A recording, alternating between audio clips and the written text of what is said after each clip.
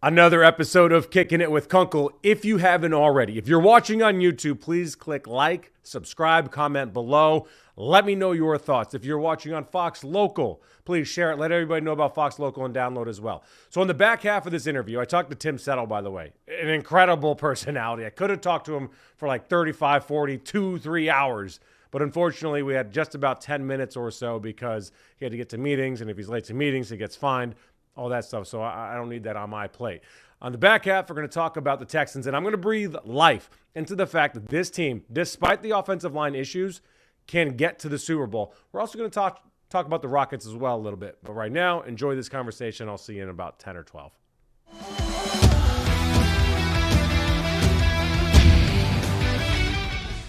All right, man, so we were just talking about the culture you like here in Houston. Different than Buffalo, fair to say? Way different than Buffalo. It's not cold, so I mean, I feel like culture-wise, you know, I feel like it adds a lot of style to this city.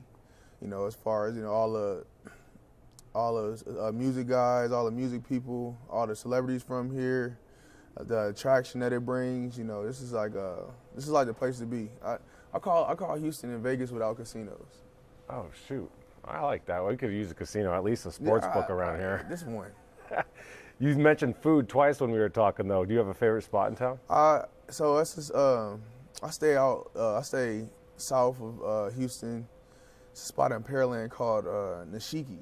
Okay. It's a Japanese spot, but everything on the menu is top tier. I go there probably once a week if I can. You know, their portions are it's not too big, but their food is really good. You know.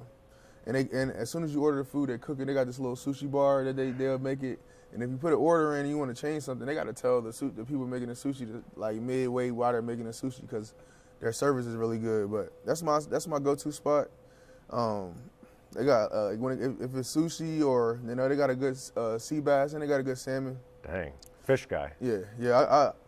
I try to get fish in at least like 3 times a week. It's lighter on me, and I feel like I carry it well, and I feel like I move around well when I eat. When I was talking to Henry, he told me he had to cut out a whole bunch of stuff last year because he was getting too fat. Yeah. Have you noticed you've had to change your diet since being in the NFL? Well, shoot, I lost from camp. I lost 20 pounds. This year? I lost 20 pounds from OTAs because I had got hurt. I got hurt the first week of camp, and I lost 20 pounds. From when to when? From when I got hurt to when I came back. So within a 5-week period, I lost about 20 pounds. I locked in. You know, we was working with strength conditioning staff. You know, I was taking everything serious. You know, and I was kind of here by myself. You know, I was with the hurt guys, and you know, it's easy to focus on yourself when, you know, your daily routine's the same. So. How are you different now in the field because of that?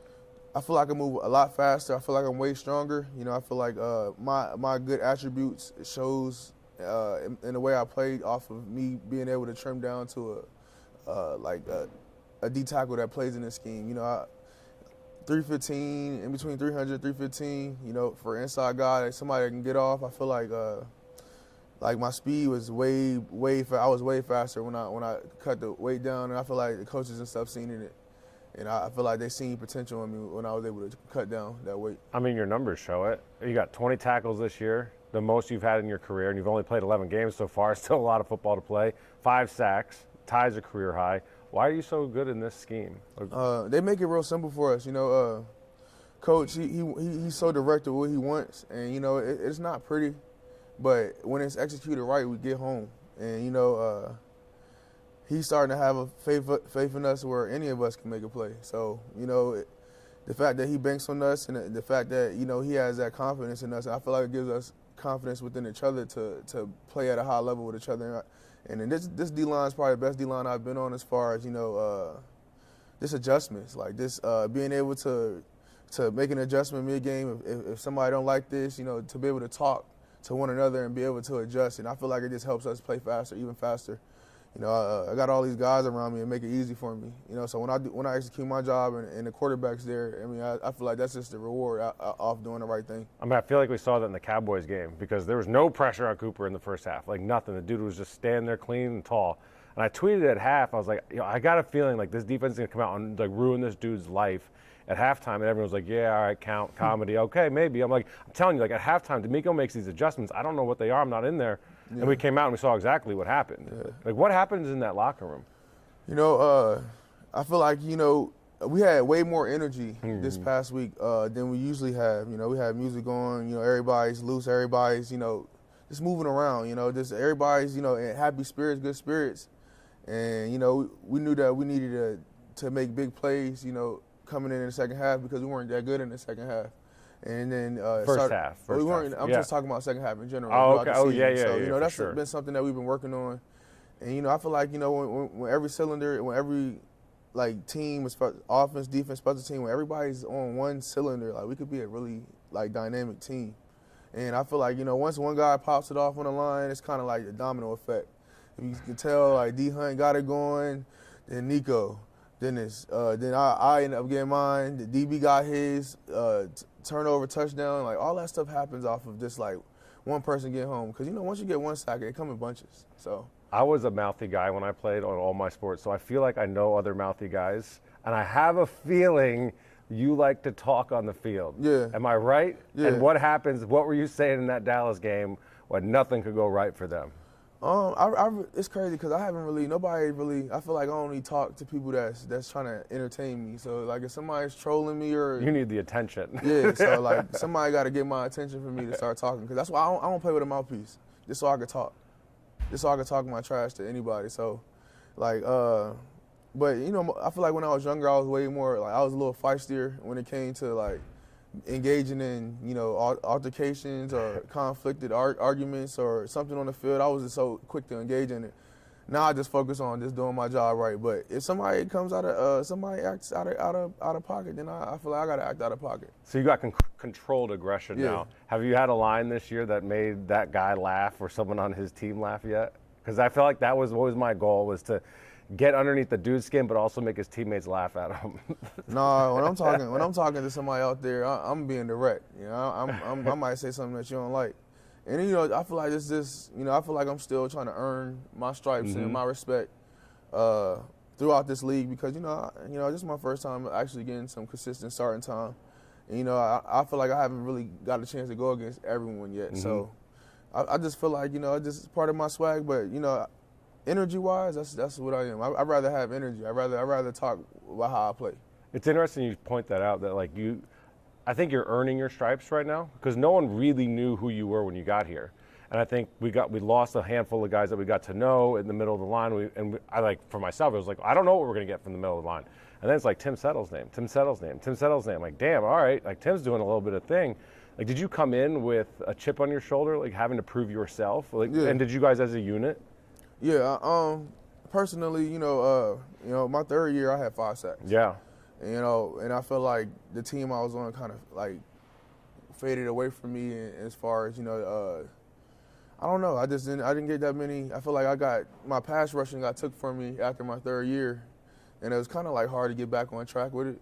Yeah. I was known as a first and second down guy, and but I feel like I still was making an impact in the passing game. It was just flashes. It wasn't consistent, but I feel like I just want people to believe in me. If you believe in me, I'm gonna show you.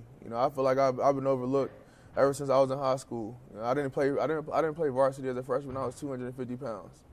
I was 6'1". I didn't play. Why? I didn't come to the summer, but my coach at the time, I think that he didn't understand, and we talk about it now to this day.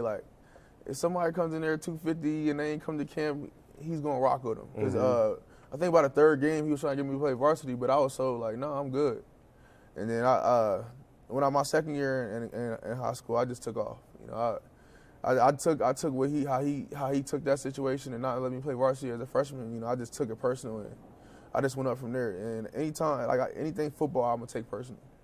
You went to Virginia Tech after that.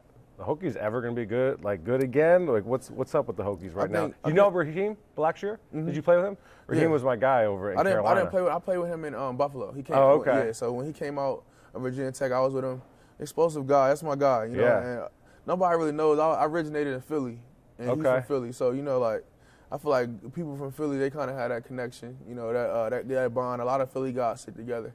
So I was real close with him, but I definitely like what Coach Pride has going on up there. You know, it takes time to turn the organization around. And I feel like he got the right guys. You know, like the more he get his swag in there and he get his recruits in there, I feel like I've sat in meetings and stuff with him and the coaches and stuff, and like just hearing how his philosophy and how he thinks, and this the passion that he brings to football. I feel like the people at Virginia Tech are starting to get a little joy back and playing football in Blacksburg. You know, it starts off with he got the crowd involved. He got everybody. He got all the games sold out. You know, if you could sell like, and he got the players playing for him. You know, he got the players playing for him. I talked to them guys. You know, and if you pay attention to the games, a lot of close games. You know, it's probably a little error or tweak that they got to fix. But you know, like it takes time. See, this is how my brain works. As soon as you said you're from Philly, I want to talk smack because Wawa is trash food and everyone there loves it. And it's ridiculous because Buc-ee's is way better. It's crazy. I've never had Buc-ee's, but you know, I originated in Virginia, so I was born in Philly. My obviously it wasn't the best place to live, so my people sent me to Virginia to live with my grandma. Okay. And Wawa is one of my favorite little spots to stop at. You know, especially like something quick like a sandwich or something. You know, it's not like Publix or anything, but I feel like, you know. Publix is elite sauce. Yeah. Shoot, when I'm at home, I drive like 45 minutes, 50 minutes to get a half of a Publix sub, and it's worth every minute of the drive. Yeah, I love it. When you I know we want to wrap up here quickly. When you get sack 6, what are you going to do? I might lose my mind. You know. Do you have this celebration lined up? I have a celebration lined up for my second sack coming up because I think they're going to come in bunches this game. So, I mean, I don't know. We're going to play the run first and see how it is. We're going to get out there. But when I do get this sack, y'all going to know. I hope I don't get no flag. I ain't going to get no flag, Coach. I ain't going to get no flag. But y'all going to definitely know. You know, I feel like that just brings juice to the team. And everybody's looking for me to do something. I always got something planned or I always got something I'm going to do. Each week I'll have a different name I go by. Last week I was Tim Lee. 2 weeks ago I was Tim Time. 3 weeks ago I was Skinny Timmy. I don't know what I'm going to be this week, but we're going to be ready for whatever it is. You get 2 sacks, you'll be Timmy 2 time. Oh, they called me Timmy 2 times too. I forgot. Oh, man. I'm going to be Timmy 2 times this week. Go 3. Go Timmy Trace. Okay, Timmy 3 times. How about that? Timmy Trace is at least, you know, you can play with the mariachi band here a little bit. Okay, all right. I like that. Appreciate you, Thank bro. you so Get much. to meetings, don't be late. I hope you enjoyed that. I could have talked to Tim forever. The dude has a great personality. He's an awesome conversation. Hell of a player, as you found out. 20 sacks already in just 11 games, or 20 tackles, 5 sacks already just through 11 games. Definitely his best year. Signed a 2-year deal here with Texans. So they're going to get him on the cheap next year, and then his probably, if he can do this 2 years in a row, sign a nice deal for himself. But now let's talk about this team and why I think I'm going to breathe some life into them getting back to the Super Bowl, or getting to the Super Bowl, I should say, because they've never been to the Super Bowl. They can do it in spite of the fact of their offensive line. And here's why. Well, first of all, let's rewind to Dallas game actually really quickly. Going into that game, I said just win the game. I don't care how you do it. I don't care if you do it by defense. I don't care if you do it by offense, special teams. It didn't matter. Get off the schneid, snap the 2-game losing streak, your first one since week 1, week 2 of last year, and just get back in the win column. Because there were points throughout this season. I remember talking with Cody Stutes as we do our little bit of a pregame show from the field via my cell phone. Like, you got to win this way. You got to win that way. I want to see them get better at this. Well, right now, I just need them to get the win, and they got the win. Because coming into the year, it was, we might have 3 1,000-yard receivers. Tank Dell, Nico Collins, Stephon Diggs. You got Joe Mixon. You got Dalton Schultz. You got C.J. Stroud, the 5-headed monster that he dubbed this offense. Well, that team no longer exists. This is no longer a pass-first team. This is no longer the high-flying, exciting offense that we are going to expect. It doesn't mean they're not good, though. This team is now a downhill running Joe Mixon first team, and then play defense and dominate, win the time of possession, and then throw it off of that. You know, play action, get CJ out of the pocket to keep him safe. This is no longer drop back, go through your reads, 7-step drops because he can't be protected. So with that being said, they got the win. They did that. Now they can build off of that. So I've maintained the last few weeks that this team can only win one game in the playoffs, and that's maybe about it. I'm not getting off of that opinion at this point. I still think they're a playoff team. They're going to win the AFC South. I think the offensive line is making strides, and I think they continue to do so because I think Bobby Slowick is making some adjustments that allows them to be a little bit more successful up front. But with that being said, they have allowed the third most pressures on the interior than any team in the NFL, 112. So when you're getting pressure up the middle, that's when you're at your worst. That's why the Giants destroyed Tom Brady in those Super Bowls, because they were able to not only get pressure on him, they didn't come from the outside all the time. They came from up the middle, and when you can do that, that's when you can wreak havoc. But I think that they can get back to the Super Bowl because Joe Mixon kind of convinced me of this a little bit when talking to him in the locker room the last couple of weeks.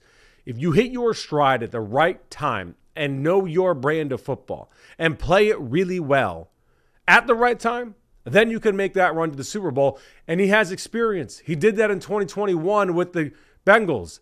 They weren't the best team. They were 6-4. They turned to 7-4, finished, I think, 10-4, if I remember correctly, and then went to the Super Bowl. They lost to the Rams.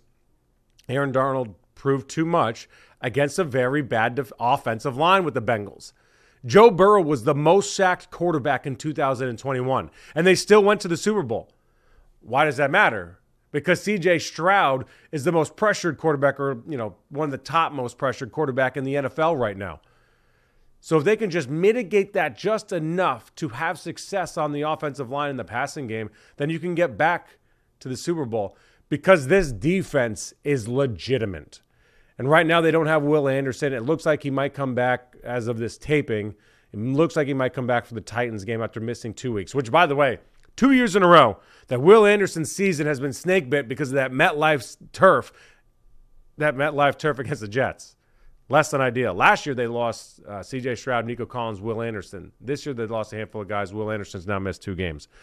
But with the back end of that defense, Jimmy Ward being healthy, Jalen Petrie being an absolute warrior towards the line of scrimmage, and then you have Kamari Lassiter, you have Kalen Bullock, and you have a dude named Derek Stingley, one of the best corners in the NFL. Those guys are just awesome, and that doesn't even mention the fact that Azeez Al-Shaair has played such great football. Henry To'o has been absolutely awesome.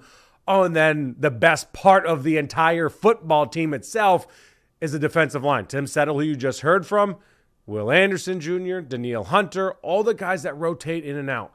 So that's why I'm breathing life back into the fact that they, too, can get to the Super Bowl despite that. Because, all right, so they were 6-4. They're now 7-4. They got the Titans coming up in Week 12. That should be 8-4. Then 9-4 should be their record by the bye week after they beat the Jaguars. It's a division game. No Trevor Lawrence. It's on the road. It's one of those situations that we've seen this team lose before. But they should punch the Jaguars in the mouth and knock them out. So then coming out of the bye week, Dolphins, Chiefs, Ravens, Titans. I hate the Dolphins game only because everyone thinks they stink. But if Tua's healthy and they get back to what we thought they were going to be, they're going to be good. At Chiefs, they can win this game. They may not, but they can. The Ravens game gives me the most pause for 1,000 reasons, none more so than the NFL being a bunch of jackals and putting them against the Chiefs on December 21st. And then on Christmas, 12/25, 4 days later, you have to host the Ravens. How are you going to have a Sunday, Monday, Tuesday day off, 3 days off before you play a football game in the NFL? It is so irresponsible. It is absolutely lunacy. I hate it. I despise it. And it's on Netflix. And if anybody watched that fight between Jake Paul and Mike Tyson, Lord Jesus, please, Netflix, you've got to fix your issues for Christmas Day. The NFL ain't going to put up with that nonsense. Fans ain't going to put up with that nonsense. No more buffering, all right? And then you finish the season on the road at the Titans. So 9-4 going into the bye week. Out of those 4 games, it's conceivable they only win 1, being that Titans game, which would make them 10-4. If they only win 1, 10-4 is pretty legit. That's fine. They'll win the division. And you get a home game in that first weekend. Probably that Saturday game, as Cody mentioned here on Kicking It With Kunkel a couple weeks ago, that first game on the Saturday in the divisional round. If you win 2, you get 11 wins. But I also don't know that 10 or 11 may not matter down the stretch. Maybe it does. But I also think some of the injury decisions that the Texans have been making have been long-term decisions versus short term. They know they play in the AFC South. So this is how it looks going into the Titans game. Let's just get this up here. So they're 7-4. They have a 2-game lead on the Colts. Titans 2-8. Jaguars 2-9. So the Colts are 5-6. The only team they have to really worry about are the Colts. And the Colts ain't really much to worry about right now. They got to figure out their quarterback situation. So the Texans are going to win the division. I think the Texans feel that way as well, which is why they kept Nico on the bench on the IR, not on the IR technically, but didn't play him against the Lions. Don't need to rush him back. He doesn't need to be healthy against that Lions team. He needs to be healthy when the playoffs come around and down the stretch. So he comes back. He was on a snap count against the Cowboys, and my gosh, did he make a big difference. He made a bigger difference than I thought he was going to make. Not because I don't think Nico's good, but because I thought that the offensive line issues were too much of an issue to allow him to go through a deep route and get open for C.J. Stroud to hit. But then they hit him on the screen route on the first play of the game that gets called back because Laremy Tunsil, I think he was illegally downfield. But that also brings me to another thought I had. Like, why are we not running that? Not necessarily for a touchdown. Like, that's not drawn up for a touchdown. Nico turned it into one. Why can't you run that play to any wide receiver or tight end on that roster? That play can go to anybody. You just gain 5-6 yards. That's all it's built for. I don't understand why they can't play that lateral passing game a little bit more without Nico. I never got that. But Will Anderson as well. Looks like he'll be back for the Titans game. Maybe that means he could have played for the Cowboys game, but why? Don't rush anybody back because you need them healthy 100% down the stretch. That's what matters in the NFL these days. Who's playing their best football? It's not about who's necessarily the best team. It might shake out that way, but you just got to win that week in front of you. And when you have the defense that you have with the Texans, you're going to be in every game. And you just got to be that good offensively. And now you got a running game. I said in the offseason that Joe Mixon was the best addition for this team, not Steph Diggs, because everyone got so excited for Steph. I thought Steph was an added luxury. I thought Joe Mixon was a massive upgrade. And Devin Singletary was pretty damn good for this team last year. But Joe Mixon changes this team. He is that good of a running back. His jump cuts, his ability to find a hole when there isn't a hole, to kick it outside like he did against the Cowboys on that one-yard run, wildly impressive. He's got more speed than you think. His mindset is to kill you. He needs to. You need that on this team because the offensive line doesn't have that I want to bury you mindset in the run game. Interestingly enough, usually good running teams have that, and I don't see that with this team. So that's why I think that I'm breathing a little bit of life into this Super Bowl hope for the team.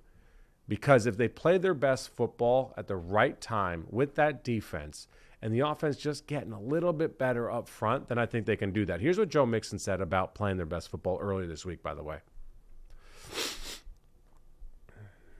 All right. 3, 2, 1. So that's where I stand on. Oh, there goes my IFB. That's where I stand on the Texans. Let's now talk Rockets very quickly. As I tape this on Thursday, they are one game out of first place in the West. And they're like the metrics show that they're a good basketball team. They're not one of the best scoring teams, although they had scored a handful of games over 120 points recently. So that doesn't bode well against what I was saying. But they're not a great shooting team. They need to become a better shooting team. They're 11-5, one game behind the Thunder and Warriors for first place in the West, and they're tied with the Lakers. But their scoring differential is 8.5 points. That is third in the West. So they're right about where it should be. The best are the Warriors and the Thunder at just over 10.5. Lakers are at 1.5, so you can probably see them dropping up. As of right now, I'm a big scoring differential guy because I think it plays out over a period of time. Maybe it's too small of a sample size, 16 games in the season, maybe not. But they're playing some damn good basketball. They're fun to watch. Once Reed Shepherd starts getting going and figures out how to play in this offense and in the NBA, I think he could really add something down the stretch because they don't shoot the ball very well, and he can. Now, if there's enough minutes for him, that's part of the question because they have so many guys, and someone like Cam Whitmore is still fighting for minutes. Would like to get Steven Adams playing a little bit more and dominating in the center. But as it sits right now, Rockets, I'm not going to tell you they're back, but they're certainly back to competing at a high level. And I know the teams that they've beaten, like the Pistons, the Wizards, the Clippers, the Bulls, haven't been the best teams, the Pacers, but they're still good teams. Like they're doing what you're supposed to do against bad teams. And like the Pacers aren't bad. I know they're 6-9. They're not great. But you're doing what you're supposed to do at the very least. I wish they won that Warriors game, mainly because it was the one game I had money on. It was the one game they lost this month. They've lost 3 games, the one game I had money on, because of course. But Tari Easton and Amon Thompson have been awesome. All right, I'm going to wrap this up for Kicking It With Kunkel this week. Share it, like it, click, subscribe, do whatever you're supposed to do. Please, it helps a ton with the algorithm and sharing this with people and commenting below. I love having some back and forth. Find me on X at WillKunkelFox as well. I appreciate you guys for tuning in. As always, next week we'll be back and we'll see you here.